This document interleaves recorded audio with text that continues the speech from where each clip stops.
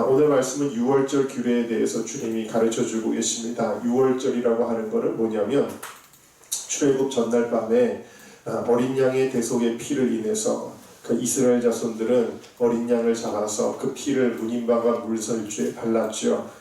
그럴 때에 이스라엘에 속한 초태생만 죽음을 당하지 않고 구원을 받았고 애굽에 있는 모든 장자들, 초태생들은 다 죽임을 당하게 되었습니다. 그래서 하나님은 이스라엘의 모든 초태생을 하나님께 돌려라. 내가 구원한 하나님의 것이라고 주님이 말씀을 하신 것입니다. 그래서 이 유월절 의식을 통해 하나님이 초태생을 살려주신 그 은혜를 기억하고 또한 그들 자신이 하나님께 속한 하나님의 택한 백성임을 확인하며 감사하는 의미에 드린 것이 바로 이 유월절이라고 하는 절기입니다. 자, 그런데 이 유월절은 누가 지키는 것이냐? 2절 말씀을 같이 읽어보겠습니다. 시작. 이스라엘 자손 중에 사람이나 짐승이나 늘어나고 초태생을 다 거룩히 구별하여 내게 돌리라. 이는 내 것이니라. 함께 따라하실까요? 이스라엘 자손 중에서 오직 이스라엘 백성들만이 이 유월절을 지키는 거지 이방인들이 이 유월절을 지키는 것이 아닙니다. 오직 이스라엘 백성만이 초태생을 하나님께 바치는, 헌신하는 것이죠. 불행하게도 구원받지 못하고 세속의 가치관으로 살아가는 사람들은 하나님께 헌신할 이유가 없어요. 예를 들면 이렇게 새벽 예배를 나올 이유가 그들에게는 없지요. 이렇게 예물을 드릴 이유가 없지요. 봉사 충성할 이유가 없습니다. 오직 하나님께 대한 헌신은 무엇을 의미하느냐? 우리가 주님의 보혈로서 구원받은 하나님의 백성이다 라는 것을 증표하는 줄로 믿습니다. 여러분, 그리스도인의 참된 헌신은 공로가 아니에요. 예를 들면 절에서 사람들이 몇 번 절하고 시주하고 업을 쌓아서 복을 받기 원하지만 우리의 헌신은 그런 것이 아니라 오늘 어떤 것이 우리의 헌신은 이렇게 공로를 내세우는 것이 아니라 첫 번째는 뭘 의미하냐면 하나님의 은혜를 기억하고 감사하는 거예요. 우리의 헌신은 결코 공로가 아닙니다. 하나님의 은혜에 기뻐하고 감사하는 것인 줄로 믿습니다.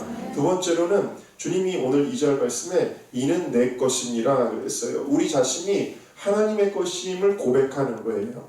예를 들면 주일을 구별하여 우리의 삶의 모든 시간들이 주님의 것임을 고백하듯이 11조를 구별해서 모든 우리의 물질이 다 주님의 것임을 고백하듯이 우리의 몸과 마음과 정성을 구별할 때 하나님께 드리거나 행하는 모든 이 헌신들은 내가 예수 그리스도에게 속하였다라는 것을 보여주는 것입니다.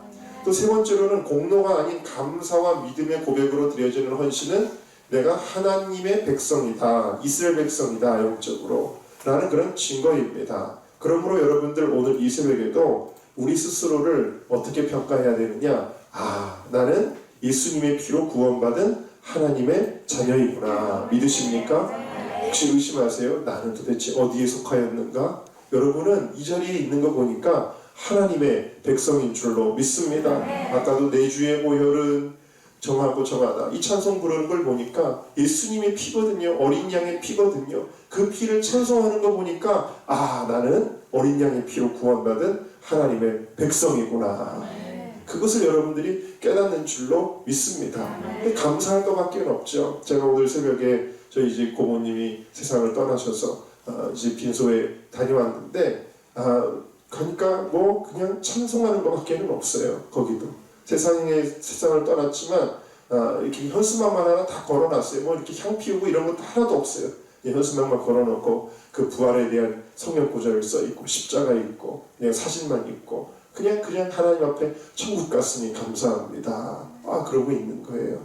얼마나 감사한지 모르겠습니다. 여러분, 우리가 하나님의 백성인 줄로 믿습니다. 자, 그럼 우리는 어떻게 살아야 되느냐?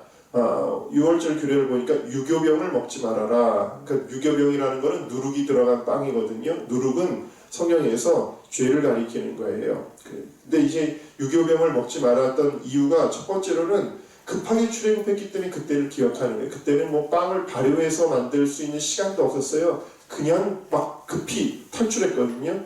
그러니까 구원의 은혜를 날마다 기억하는 것이고, 두 번째로는 누룩을 제하라는 것은, 누룩이라고 하는 것은 마음속에 대수롭지 않게 생각하는 감추어진 작은 죄를 가리키는 거예요. 그러니까 여러분 밀가루 반죽을 하고 그냥 그 누룩을 조금 넣어놓는 거거든요. 근데 그게 하룻밤이 지나고 나면은 퍼져가지고 부풀어 오르게 되죠.